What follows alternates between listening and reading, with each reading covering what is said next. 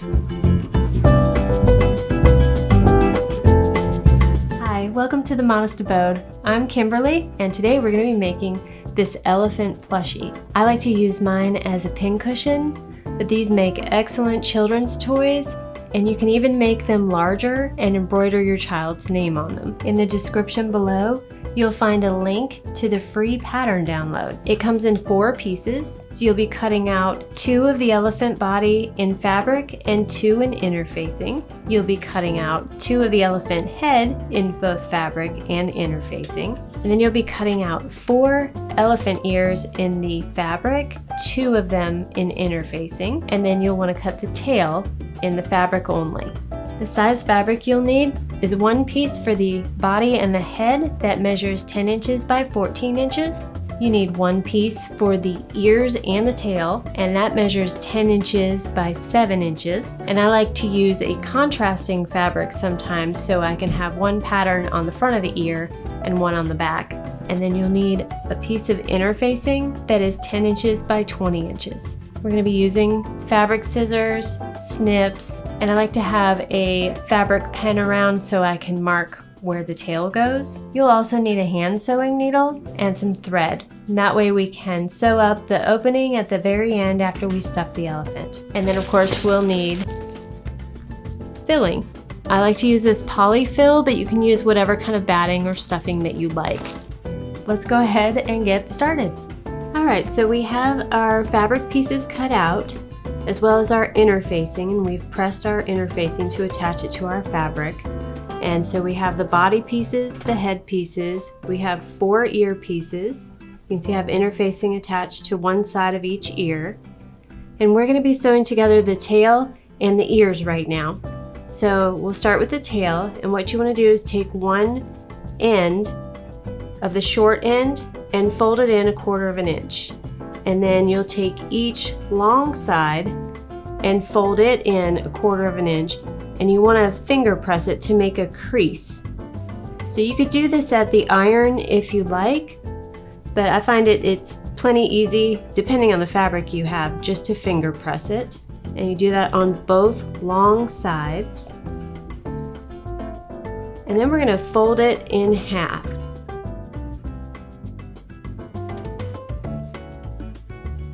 Hold it on the closed end, and then we're going to take it to our machine, and we're going to stitch down the open end and across the bottom in like a backwards L. We want to back stitch at the beginning and the end.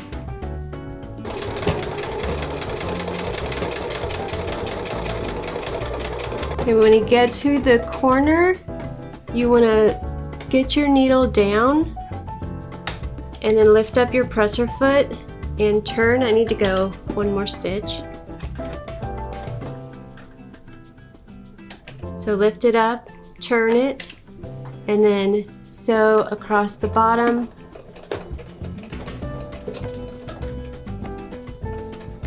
And then you'll back stitch.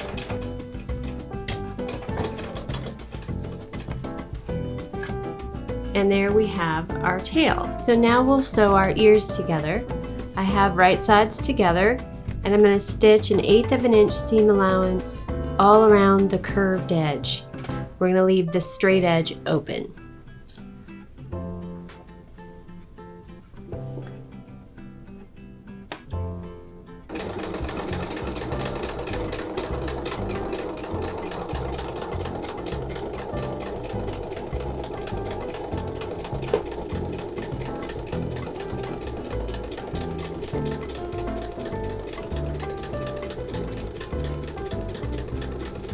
And then we'll repeat for the other ear.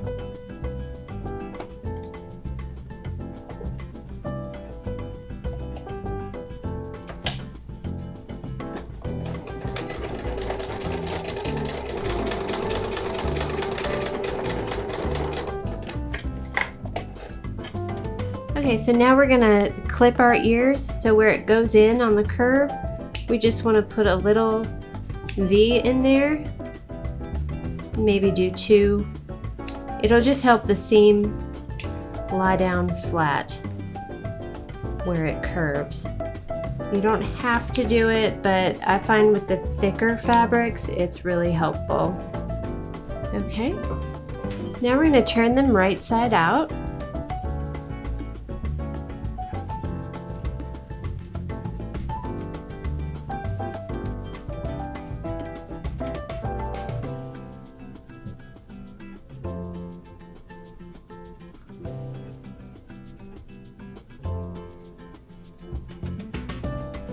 Okay, and now we're going to top stitch all the way around the curved edge, and we're going to use an 1/8 of an inch seam allowance, and we're going to set our stitch length to 3 on our machine. I'm going to back stitch at the beginning and at the end. Just take it nice and slow because this will be seen, so you want to make sure that you use a thread that matches your fabric.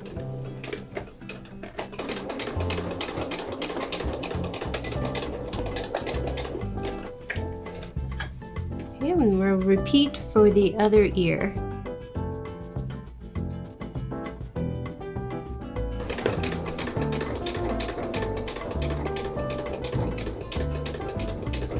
Okay, once we have our ear pieces with our threads trimmed, we're going to set those aside for just a minute while we baste our tail to our elephant body.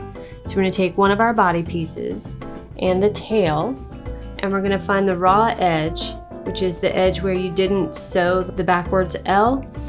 So you take the raw edge, line it up on the marking from the pattern, which I have marked on the back side, and we'll have the right side of the fabric facing us, and we'll put the tail on top of that, and we want it facing inside. You don't want it sticking out like this.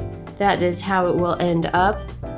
So we'll have it facing towards the inside, and we're going to sew along the outer edge.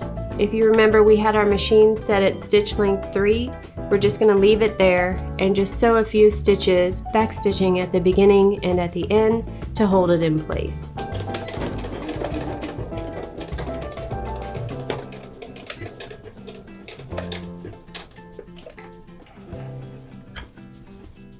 And now we're ready to attach the ear to the body. So in order to do that, we're going to take our piece we sewed the tail to, and we're going to take one of the ears. It doesn't matter which one. We have our large part at the top and our small part at the bottom, and we're going to place our ear along this line. So we have that open raw edge meeting the raw edge of the line, and then we're going to take the head and we'll put right sides together and line up that diagonal line as well. And I'm going to put a few pins in to hold it all in place, and then we will stitch with a 1/4 inch seam allowance from the top of the diagonal to the bottom. Keep them lined up.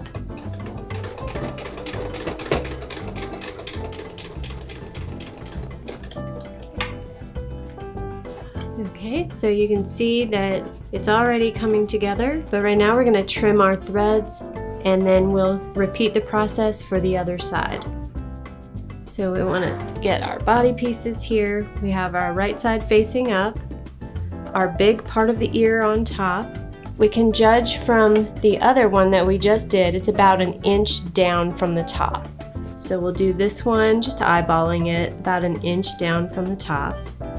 And then we'll fold the head so that it's right sides together, and we just match up that diagonal line all the way along. So I'll pin that and stitch that with a 1/4 inch seam allowance.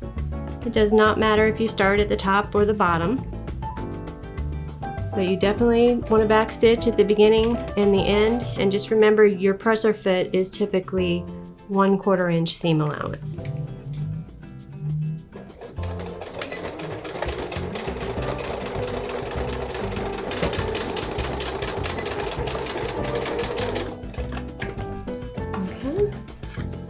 And now we have our other side.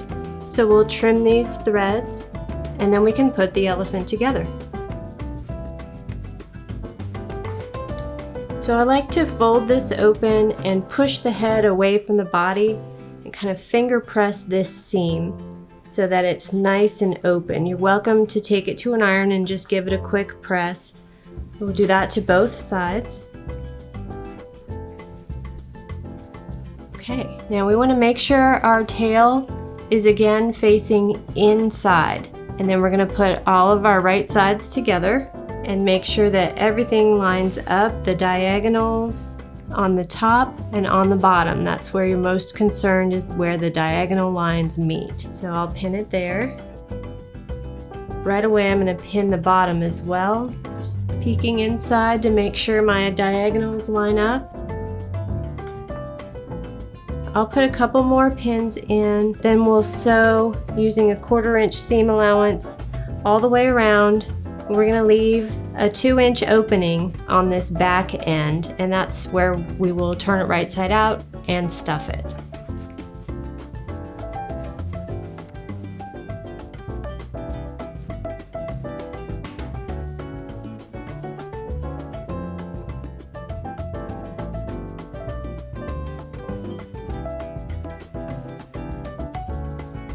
Okay, so since we're going to leave an opening about 2 inches back here, I'm going to start here, sew all the way around, and then stop down here where this last pin is. So again, back stitch at the beginning, at the end. You definitely want to do that here because when you turn your elephant right side out, you want this stitch and the one at the bottom to be extremely strong so that you don't rip it open.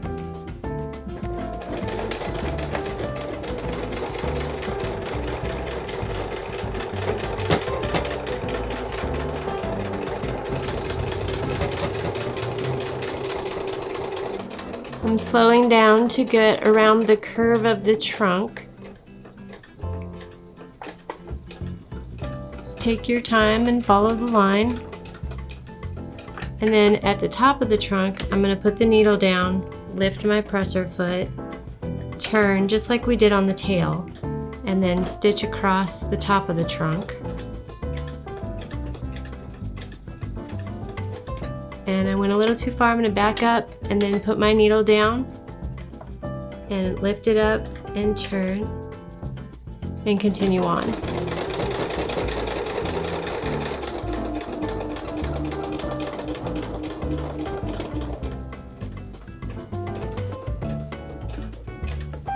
Just take it nice and slow around all the curves, trying to keep your 1/4 inch seam allowance and catching both sides of the fabric. So that was my last pin. I'm going to move my thread out of the way and get up here to where we just have about a 2-inch opening. I'm going to back stitch. And I'm going to do it one more time so that I don't rip the seam open. So now we have our elephant sewn together. So we'll trim our threads and we'll take it over to the table, and then we'll turn it right side out and stuff it and hand sew it closed. Okay, so before we turn our elephant right side out, we're going to clip it in 5 places. We're going to clip it up to the seam between the legs, so 2 places there, at the neck once, and then 2 places right at the trunk. And this is going to help our seams lay flat, and it'll just help your elephant look more finished overall. So you want to be sure not to cut through the seam you just made. And so we have 2 there, 1 at the neck, and then 2 where the trunk turns. We also want to take the bulk out of the edges. So it should look more triangular, and you don't cut your stitches right here where, if you can see the stitches, it comes like that. So we've taken the bulk out of the seam. So now we're going to turn it right side out, and we will grab the trunk first and then poke it through our opening. And this takes some doing. You have to play around with it a little. Just be careful not to rip your opening further open.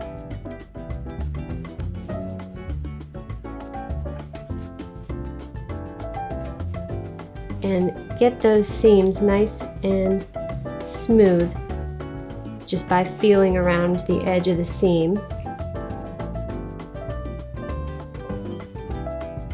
So this is a good place to use a pin and just use it to pull.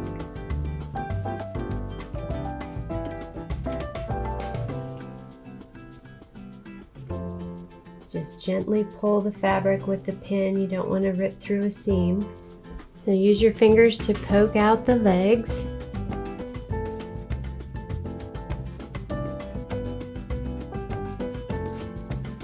Okay, and then at our opening, we're going to make sure that we turn the fabric in 1/4 of an inch and give it a nice crease. And that'll make it easier when we go to close it up with our hand sewing. So I can see some parts where a pin is useful to just pull at the seam and make sure that you have it completely turned right side out. So now all we have left to do is stuff it and sew it closed. So now we're ready to stuff it.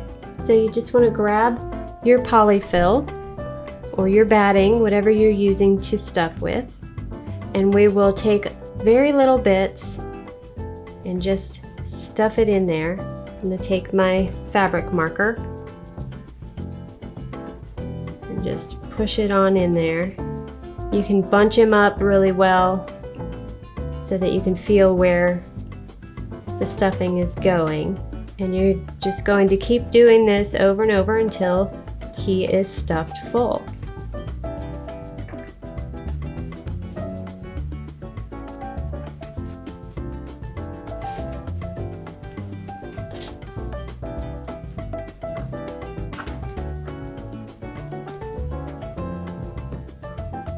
Once you have the trunk stuffed, you can use larger pieces of your poly-fil and just keep stuffing it in there. It takes a lot more than you think it would.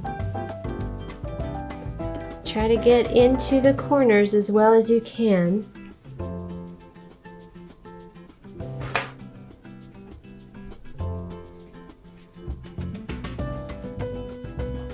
It's really fun to see them start to take shape. If you'd like to make a whole bunch of these at one time, you can get to this part and then sit down with all of them in your bag of poly-fil and just turn on some music and stuff away. Just keep stuffing until you feel it is as full as you would like it to be. I find the more I stuff it, the cleaner it looks. Just want to make sure that you play around with it and work around in there and just feel for spots where it needs maybe a little bit more. Okay, when you get towards the end where you feel that it's full enough, you want to make sure that your opening still has the fabric folded in with a 1/4 inch seam allowance and that you're not poking it out with the stuffing. I'm just going to test it here with my fingers and then kind of play around feeling the stuffing. It seems like there's some room for more, so I'm going to add a little bit more and then we will sew it closed. Okay, now that we have the elephant all stuffed, we're going to sew our opening closed, and to do that we're going to use a ladder stitch, which is also known as an invisible stitch. So the first thing we want to do is thread our needle, and I've doubled the thread over. I'd say it's about 20 inches long when it's not doubled over. We're going to tie a knot in the end, so I take my 2 fingers, wrap the thread around it, put the needle through, and then take my fingers out, and now I have a knot, and I'm going to trim that tail because it's just a little bit long. Okay, so we'll just start at the bottom, and I'm going to put my needle into the inside of the 1/4 inch seam allowance crease. So put it in there, and I want to secure this just at the beginning. So I'm going to pull it, and then I'm going to re-enter in roughly the same place so that I can make a loop, and then I want to bring my needle through the loop. And so now it's secured at the beginning, and I'm going to tuck the tail that's there inside so nobody sees it. So now we're going to go straight across to the other side, pull it through, and now that we're on both sides, I want to take it up the other side crease. So I'm going to put it in and bring it out on the same crease, right at the top of the crease. And then I'm going to go directly across and come in and pull. So I have one rung of my ladder, which is why it's called a ladder stitch. And I'll do a couple more and it'll be easier to see. So we go into the crease on the same side, come out just a little bit ahead, and then go directly across and come in on the other side at the top of the crease. And now you'll see 2 rungs of the ladder, and when I pull it tight, you can't see that stitching at all, which is why it's called an invisible stitch as well. So I'm going to continue that up to the end. So one more time, in on the same side, go up ahead a little, pull it out, go directly across, come into the crease and out, and then repeat. Okay, when we get to the end and we're all closed up, what we want to do to hide our tail is we want to make a knot like we did at the beginning. So we're going to make a loop. We're just going to come in and then go through our loop with the needle. So we have our knot, and then we're going to go inside the seam and come out side of the elephant somewhere. And that's where you can trim your thread and it won't be seen. Now you just want to play with the stuffing to get it back in because you kind of pushed it out of the way while you were hand sewing. There we have our finished elephant. So if you like, you can curl the tail. One way to do that is to just wrap this around a pen or pencil, pin it into the elephant, and you can wet it and let it sit overnight, and when you come back you'll take the pen out and it should be curly and it should stay. If it doesn't stay, you can always spray it with some starch. So now we have our finished elephant plushie. I hope you had as much fun as I did making it. I think they turn out really cute. Feel free to give us a like and a subscribe, and we'll look forward to seeing you in the next video.